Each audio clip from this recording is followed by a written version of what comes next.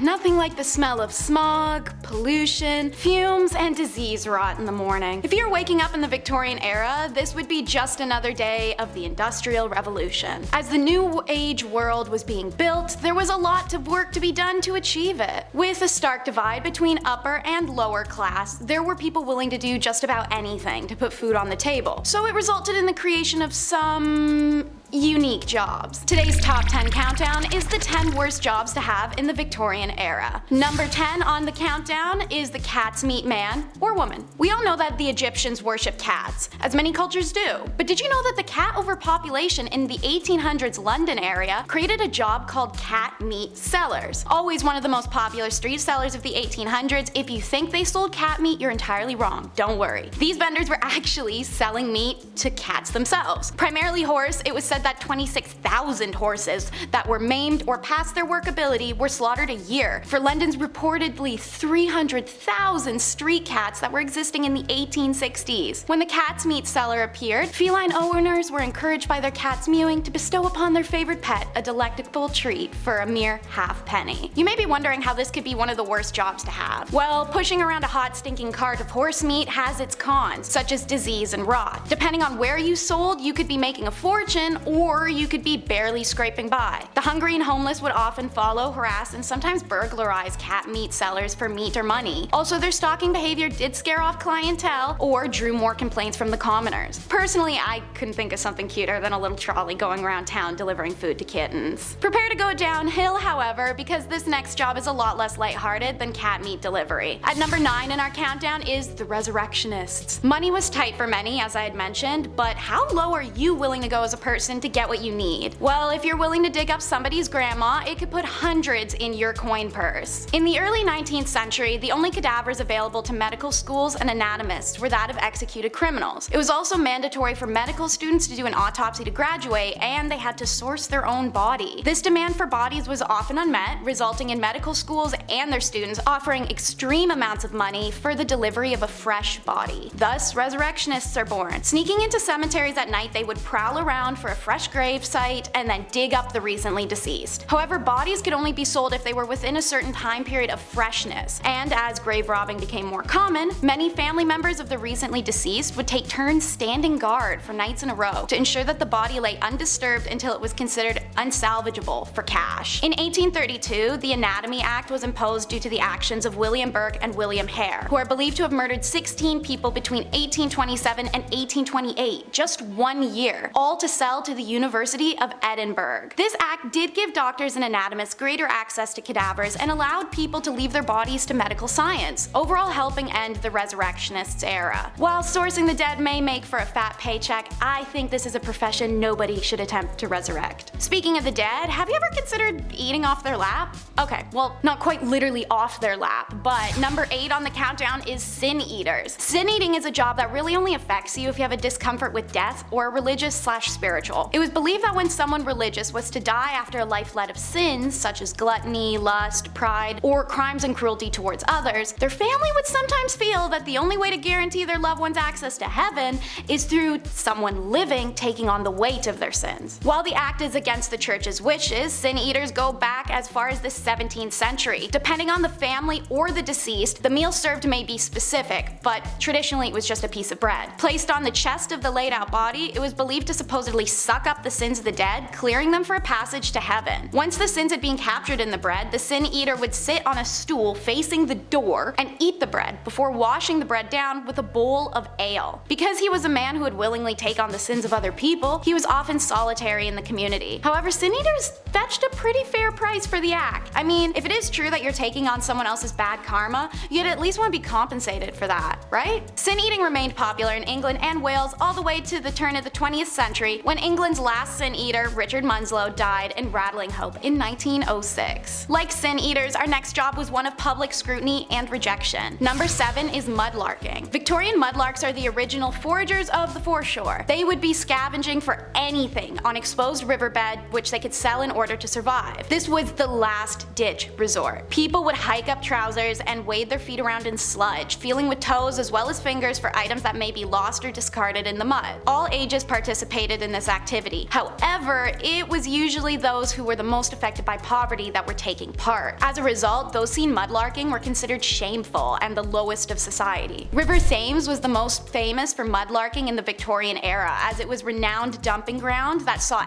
endless amounts of product travel through it. It was also a highly impoverished area, which made the desperation to make money all the more grand, filling their water banks with the poor. Mudlarking actually isn't out of practice nowadays, but it has changed significantly. Nowadays it can be a fun group or solo activity that on occasion does require a permit. You can join mudlarking groups or do tours while traveling. It seems that sifting through garbage was an unfortunate trend in the Victorian era, as toshers make number 6 in our countdown. Toshers, a fun word to say, the job, not so much. Unlike mudlarking, which was in the riverbeds, these workers went underground for their winnings. The Victorian era saw the development of sewer systems, and the poor saw opportunity in them. Toshers descended into the sewers to sift through raw sewage and find any valuable that may have fallen down the drains. It was extremely dangerous work, as noxious gas fumes formed deadly airless pockets, and since sewers were newer, the tunnels frequently crumbled from inefficient building. There were swarms of rats that had little fear of humans, and at any moment the sluices might just open for a fresh wave of filthy water and feces to come crashing through. After 1840, it did become illegal to enter the sewers without permission. Rather than abandon the trade, toshers began working late at night or early in the morning to avoid detection. It may have been a stinky job, but it was also one of the most profitable on our list today. I guess you'd go nose blind after a little bit.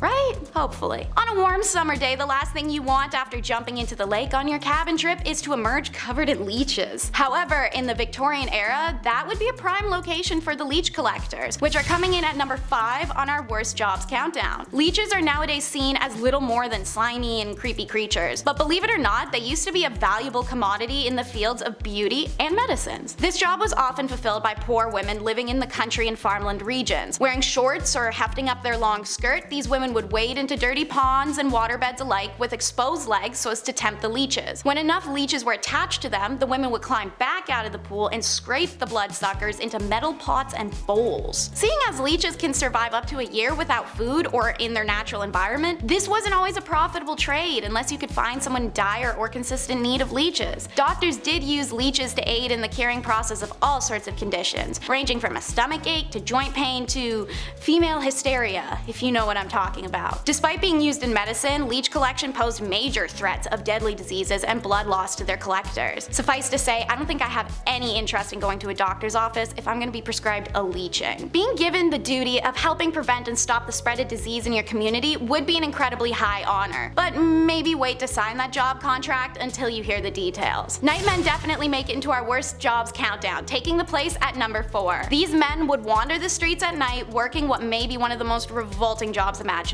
collecting human feces off the street for proper disposal. They would dig up the feces from chamber pots, street wells, ditches, sewer holes, you name it. By the time the sun would begin to rise, the carts would be full of the city's excrement, which would then be carried off and reused as fertilizers for the crop that they later consumed. Yummy. Part of being one of the only people up at night means you're a valuable set of eyes. There are reports of nightmen catching burglars or SA in the act, or being called to bloody scenes by members of the public to provide alibis. There's also hundreds of cases where nightmen are the ones to find bodies of those who had met their ends out on the street. After long, solitary nights of collecting feces and seeing these crimes unfold, a nightman would collect his 23 shillings, which is $75 today, at the end of the week, and go home to rest before starting it all over again.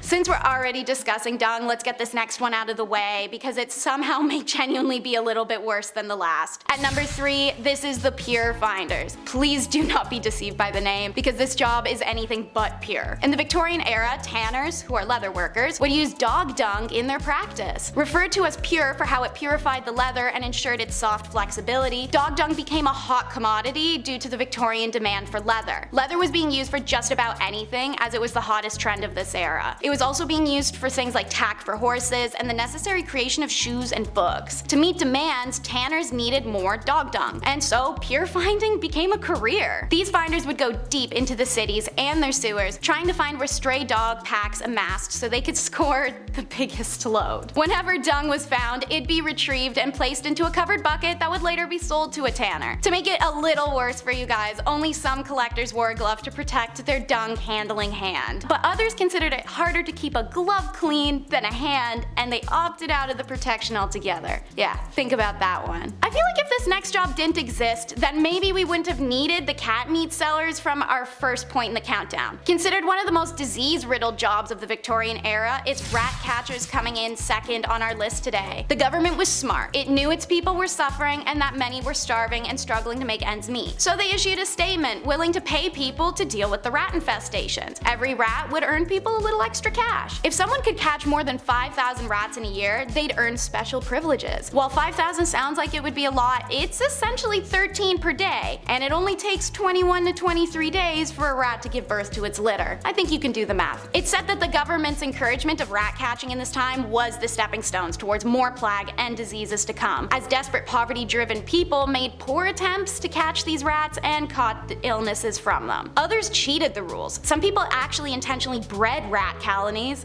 to supplement their captured rodents. Rat catching became such a lucrative business that gangs formed around it, and murders even took place when the cheaters were discovered or if somebody infiltrated somebody else's ratting territory. Between the venomous competition and high risk of disease resulting in death, it's safe to say that rat catching may have been one of the worst jobs. And now, what may be the worst of the worst for #1 slot. Let's learn about the history of matchmakers. No, this isn't the romantic kind of matchmaking, unfortunately, but it's rather the business of matches itself. Working what was often a 14-hour shift, matchmakers were predominantly women who were immigrants, living in poverty, widowed, just overall in a bad situation for an era where women had pretty much zero rights. They were compensated poorly, often sexually harassed or assaulted by their management, and even forced to pay fines to their workplace should they be tardy or damage anything they worked on. Working with white phosphorus, the material found in the tip of the match to enable the instant strike anywhere effect, was highly toxic and responsible for a devastating disease known as phossy jaw. This nickname was given by the matchmakers to the particularly nasty condition that would cause the jawbone to rot and become disfigured. Eventually, this infection would spread to the brain and cause debilitating symptoms and extreme pain prior to death. Should the jawbone be removed in time, some women were able to survive longer with the condition, but nothing was guaranteed once phossy jaw had set in. Famously, an article written by a matchstick girl named Annie Besant exposed the conditions of matchstick companies in London. Infuriated, the factory owners fired her and attempted to force signatures of their other staff, stating that they were happy with their working lives. Refusing to do so, by the end of the day, 1,400 women had gone out on strike. Their demands were eventually met, but only 20 years later. It wasn't until 1906 that white phosphorus was made illegal in the use of matchsticks in the UK. The matchstick girls were a revolutionary step towards the deliverance of women's right and autonomy, a journey that we're still on today. And there you have it. This has been your top 10 worst jobs to have in the Victorian era. Comment down below which one you truly believe to be the worst, and don't forget to hit the like and subscribe to see more of our regularly posted content. Peace.